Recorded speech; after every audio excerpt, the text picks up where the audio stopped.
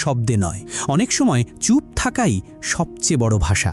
নীরবতা যেন এক অদৃশ্য শক্তি, যা শব্দের বাইরে, চেতনার গভীরে, আত্মার অতল তলে পৌঁছে যায়। আজকের এই ব্যস্ত, শব্দে ভরা, প্রতিক্রিয়া মুখর পৃথিবীতে আপনি যদি নীরব থাকেন, তাহলে অনেকেই আপনাকে দুর্বল ভাববে। কেউ বলবে আপনি নিজের কথা বলতে জানেন না, কেউ বলবে আপনি ভীতু, আত্মবিশ্বাসহীন কিংবা আত্মকেন্দ্রিক। কিন্তু আপনি যদি সত্যিকারের অভ্যন্তরীণ শক্তির খোঁজে থাকেন, যদি আপনি নিজেকে জানার এবং নিজের আবেগ, চিন্তা ও প্রতিক্রিয়া নিয়ন্ত্রণের ক্ষমতা গড়তে চান, তাহলে নীরবতা হবে আপনার সবচেয়ে বিশ্বস্ত সঙ্গী। এটাই হলো চুপ থাকার শক্তি। তো আজকের এই ভিডিওতে আমরা আলোচনা করব কেলভিন নেথানের লেখা দ্য পাওয়ার অফ সাইলেন্স বই নিয়ে, যেখানে বলা হয়েছে কিভাবে চুপ থেকে নিজেকে সেরা করে তোলা যায়।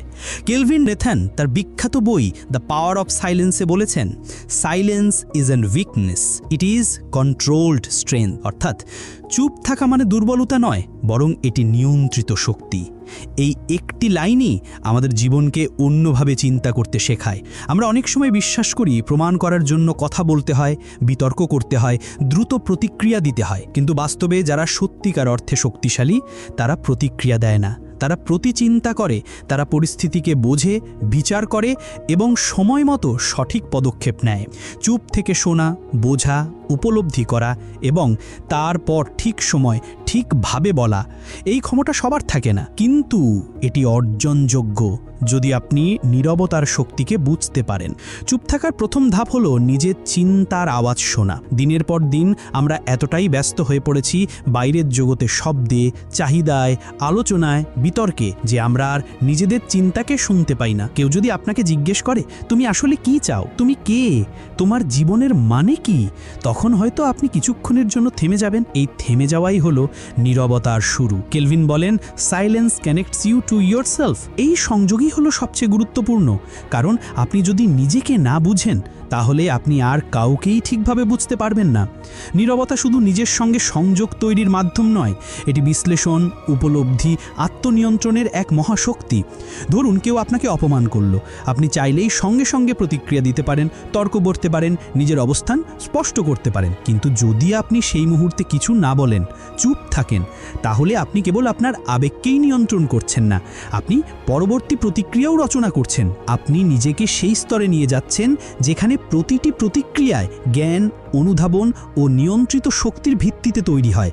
আমরা চারপাশে অনেক কিছুই দেখি। কেউ সবসময় কথা বলে যায়, নিজের কথা বোঝাতে চায়, অন্যকে ছাড়িয়ে যেতে চায়, কিন্তু এই চঞ্চলতা মাঝে মধ্যে সম্পর্ক নষ্ট করে, আত্মবিশ্বাস কমিয়ে দেয়, ভেতরে একটা শূন্যতা তৈরি করে। আবার কিছু মানুষ আছেন যারা কম কথা বলেন, বেশি শোনেন, গভীরভাবে ভাবেন। এই মানুষগুলোকেই আমরা বলি বুঝদার, সাবলীল, শান্ত স্বভাবের। অথচ বাস্তবে তারা চুপ থেকেও সব কিছু বুঝে ফেলেন। তাদের এই নীরবতা থেকেই আসে শক্তি, উপলব্ধি এবং নেতৃত্ব। নীরবতা একটি আত্মশক্তি, যা আপনাকে আপনার ভিতরের দুর্বলতা, ভয়, ক্রোধ এবং অহংকারের সঙ্গে যুদ্ধ করতে সাহায্য করে। অনেক সময় আমরা ক্ষোভে কিছু বলে ফেলি, যার জন্য পরে অনুশোচনা করতে হয়। কেলভিন বলেন, you can win many battles by just staying silent. আপনি অনেক সম্পর্ক বাঁচাতে পারেন, অনেক অপমান এড়াতে পারেন, শুধু যদি আপনি চুপ থাকার কৌশল আয়ত্ত করেন।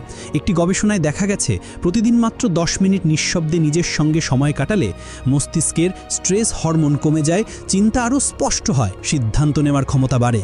আপনি যত বেশি শব্দের বাইরে যাবেন, তত বেশি নিজের ভিতরে যাবেন, আর এই ভিতরের সফরই আপনাকে আত্মজ্ঞানের স্থিতিশীলতার দিকে নিয়ে যাবে।